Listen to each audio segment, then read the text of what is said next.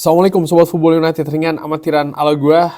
Sambil istirahat di kantor ini gue ingin update news update terkait dengan kabar Manchester United ya.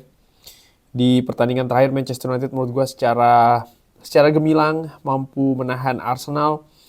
Mungkin ada beberapa komentar yang mengatakan ya Manchester United sekarang seri saja sudah happy. Tapi kalau melihat memang keadaan Manchester United saat ini ya bisa menahan tim yang lebih diunggulkan yang saat ini berada di perburuan gelar juara dengan lawan juga kedalaman skuad maupun juga kualitas skuad lebih bagus, pelatih yang lebih lama di Premier League. Menurut gue ya Manchester United menurut gue wajar fansnya happy dengan hasil ini. Apalagi kalau melihat dari permainan, terutama dari permainan ya. Manchester United juga mampu memberikan perlawanan dan nyaris menang. Oke, sudah gue singgung sebenarnya di preview. Tidak akan berlanjut lebih dalam terkait dengan hal tersebut. Kabar Joshua Zirkzee dulu nih ya. Joshua Zirkzee ini ternyata tidak dipanggil oleh Ronald Koeman. Disebutkan kalau menurut Ronald Koeman ya, ini dia merasa kalau Joshua Zirkzee ini tidak cukup bagus di periode kali ini sehingga dia tidak dipanggil. Terutama umpan-umpan dari Joshua Zirkzee ini juga dinilai tidak cukup bagus kualitasnya. Tentu saja selama di Manchester United. Secara prinsip bagaimana penampilan dan juga kebugaran ini selalu yang dipertimbangkan. Walaupun ini tidak selalu tersedia, kita memiliki banyak pemain belakang dan juga pemain tengah, dan ya kita ini sebenarnya terbatas di lini depan. Walaupun demikian, saya berpikir ya, Ronald Koeman mengatakan seperti itu, kalau Anda itu harus layak atau pemain itu harus layak untuk diberi kesempatan atau diberi tempat di tim nasional, dan saat ini kurang lebih menilai ya Joshua Zirkzee tidak layak. Yang menurut gue dengan tidak jelasnya posisi dari Joshua Zirkzee di Manchester United, artinya di lini depan dia juga kering golnya ya, walaupun sempat mencetak gol ketika menghadapi Real Sociedad. Tapi bagaimana sebagai seorang penyerang dia tentu diharapkan lebih banyak nih ya, menciptakan gol, menunjukkan kualitas sekaligus juga kepercayaan diri yang tinggi, dan itu tidak terlihat saat ini. Bahkan di beberapa pertandingan terakhir juga posisi dari Joshua Zirkzee ini kan seperti kayak abu-abu, apakah dia pemain depan ataukah dia pemain gelandang serang, ini tidak jelas. Dan apakah ini akan misalnya berujung ke dia akan dilepas atau bukan dilepas ya, kalau dilepas menurut gue itu tidak spesifik karena ada dijual atau dipinjamkan oleh Manchester United di musim panas nanti, yaitu bisa saja terjadi tergantung bagaimana konsep dari Ruben Amorim. Nah, terkait dengan konsep, menariknya justru Joshua Zirkzee ini banyak diberikan menit bermain ya kan oleh Ruben Amorim. Jadi gua 50-50 terkait hal ini, tapi yang jelas dia tidak termasuk atau tidak masuk skema dari Ronald Koeman. Tapi apakah akan terus seperti ini? Apakah dia akan terus tersingkir dari tim nasional Belanda? Gue juga tidak berpikir seperti itu, karena di periode sebelumnya ketika dia tampil cukup lumayan ya, setidaknya lebih bagus daripada beberapa pertandingan terakhir, dia sempat mendapatkan tempat nih di tim nasional Belanda. Oke. Dari kabar gue kutip dari Center Devils, ini kabar lainnya bagaimana Manchester United ini mengamati kiper dari Blackburn, yaitu adalah Anisley Pearce. Nah, ini menarik lagi setelah sebelumnya sempat dikaitkan ataupun dikabarkan dengan berminat kiper dari Burnley ya. Kali ini Manchester United lagi-lagi nih dikaitkan dengan kiper berusia 26 tahun yang saat ini membela Blackburn Rovers. Dia pemain Inggris. Ya, ini menurut gue cukup aneh sih ya, bagaimana Manchester United justru mengincar kiper yang berlaga di Championship. Gue nggak tahu apakah kabar ini betul atau hanya rumor saja. Tapi yang jelas ini juga terkait dengan situasi penjaga gawang dari Manchester United, Andre Onana ya. Bagaimana penampilannya ini tidak atau belum konsisten. Sempat tampil tidak bagus di awal musim kemarin, di musim pertamanya, lalu diperbaiki di paruh kedua musim lalu. musim ini dia sangat kesulitan nih dengan keadaan di Manchester United ya. Gue harapkan dia bisa bangkit tentu saja. Nah, tapi apakah ini terus pasti akan Manchester United melakukan pergantian kiper? Bisa aja, bisa tidak. Karena menurut gue siapapun penjaga gawangnya, nampaknya faktor utama itu bukan hanya kualitas teknis sih di Manchester United, terutama untuk posisi kiper. Gue justru melihat bagaimana kesiapan mental dan juga karakter, karena perjalanannya kiper Manchester United hampir semua ya, mereka pasti ada periode-periode tidak bagus.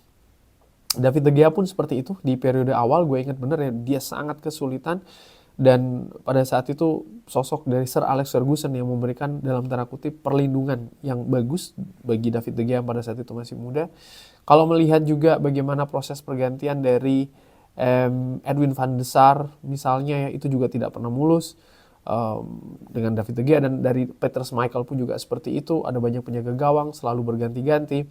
Ada beberapa memang bisa bagus tapi tidak dalam menurut gue periode yang panjang. Contoh misalnya ya, Dean Henderson, kiper ini bagus, tapi pada saat itu dia belum mendapatkan kesempatan yang lebih panjang nih di Manchester United. Pun juga misalnya Altay Bayindir. Menjadi menarik ketika kiper-kiper yang bukan menjadi pilihan utama ini mendapatkan kesempatan yang lebih panjang lagi. Nah, ini akan lebih teruji. Tapi balik lagi, situasi penjaga gawang menurut gue secara ringan amatiran ya, kalau melihat dari prioritas Manchester United di transfer musim panas nanti, sektor penjaga gawang hanya mungkin bergerak kalau ada pemain yang dilepas. Misalnya Andre Onana, ada klub lain yang ingin mentransfer ya, baru kemungkinan Manchester United akan mendatangkan penjaga gawang baru. Feeling gue seperti itu. Gue bisa jadi salah ya, tentu saja mungkin ini bukan hal yang diharapkan oleh banyak fans Manchester United. Tapi kalau gue perkirakan seperti itu, ini melihat bagaimana situasi keuangan dari Manchester United sendiri ya, terutama di PSR dan lain-lain. Ya kita lihat akan seperti apa. Situasi menurut gue bisa jadi sangat terbuka, dan situasi yang bisa jadi sangat terbuka juga terjadi dengan Kobbie Mainoo. Dikabarkan oleh Cove Offside ini kalau Chelsea ini bersiap untuk mentransfer Kobbie Mainoo di musim panas nanti karena ada keraguan terkait dengan Romeo Lavia, dan sampai dengan saat ini belum ada kesepakatan ya kan kontrak baru dengan Manchester United khusus untuk Kobbie Mainoo, pemain yang musim lalu bersama dengan Garnacho menurut gue menjadi pemain yang penting, yang vital bahkan di sistem permainan dari Erik ten Hag. Musim ini nampak dia masih belum nyetel banget ya Kobbie Mainoo di sistem dari Ruben Amorim, pemain yang masih berusia 19 tahun. Banyak juga pengamat yang mengatakan ini salah satu bakat terbaik di Inggris saat ini, pemain muda ini. Tapi apakah ya Chelsea misalnya akan mendapatkan, Manchester United akan melepas? Balik lagi, segala kemungkinan menurut gue sangat terbuka, khusus karena situasi keuangan. Misalnya Chelsea datang dengan 80-85 juta euro, menurut gue dengan keadaan saat ini ya, Manchester United punya peluang yang besar akan melepas pemain ini. Dan apakah itu berarti Manchester United juga akan mendatangkan gantinya yang mungkin premium, yang sepadan dan lain-lain? Menurut gue belum tentu juga. Jadi ini harus diperhitungkan secara teknis, juga harus dengan teliti ya oleh manajemen Manchester United bersama dengan staf kepelatihan dari Manchester United sendiri. Kalau gue melihat secara ringan amatiran, nampaknya besar kemungkinan memang Ruben Amorim ini akan didukung oleh manajemen di bursa transfer musim panas nanti. Artinya ketika Ruben Amorim ini menginginkan penguatan di beberapa posisi, sekali lagi posisi ya, manajemen Manchester United nampaknya akan memberikan support di sana. Cuman dengan keterbatasan situasi keuangan dari Manchester United, pilihan itu mungkin tidak lebar-lebar banget. Ini kalau berbicara terkait dengan nama ya, dari posisi yang diinginkan, misalnya penyerang, atau pemain tengah, atau kiper, atau posisi manapun itu. Jadi menurut gue saat ini situasinya manajemen akan mensupport keinginan dari Ruben Amorim, tapi juga dengan amunisi atau dana yang mereka bisa upayakan atau mereka maksimalkan.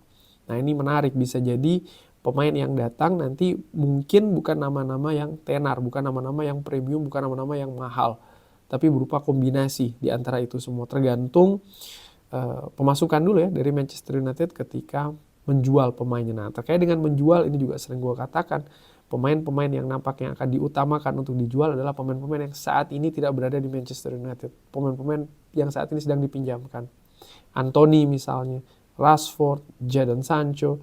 Untuk Anthony juga ada kabar ya bagaimana agennya ini nampak memanaskan situasi dalam tanda kutip dengan komentarnya yang mengatakan ya dia membela ya situasi dari Anthony, sehingga menurut gue ini bukan sesuatu yang nampaknya akan berakhir dengan positif. Maksud gue positif dalam tanda kutip adalah kemungkinan Anthony akan lepas di musim panas nanti ini juga besar.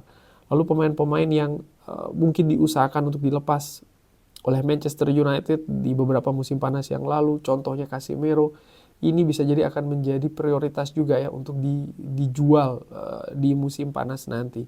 Baru pemain-pemain yang lainnya menurut gue. Dan kalau seandainya Manchester United bisa menjual Rashford, lalu juga Anthony, lalu juga Jadon Sancho, dan apalagi kalau bisa Casemiro, menurut gue ini sudah cukup besar ya dana yang didapatkan untuk bergerak di bursa transfer musim panas nanti, terutama untuk posisi-posisi yang dikabarkan memang menjadi prioritas, contoh penyerang, lalu juga gelandang tengah ya, melihat Christian Eriksen nanti akan cabut, mungkin Toby Collier juga akan diberi kesempatan, Kobbie Mainoo masih tanda tanya, mungkin juga Manchester United akan mendatangkan wingback kanan Quenda, kabarnya ini kan juga diincar oleh Manchester United, tapi harga dari Sporting ini tidak akan murah, baru mungkin akan menuju ke posisi yang lain. Kurang lebih seperti itu ya perkiraan secara ringan amatiran dari keadaan saat ini.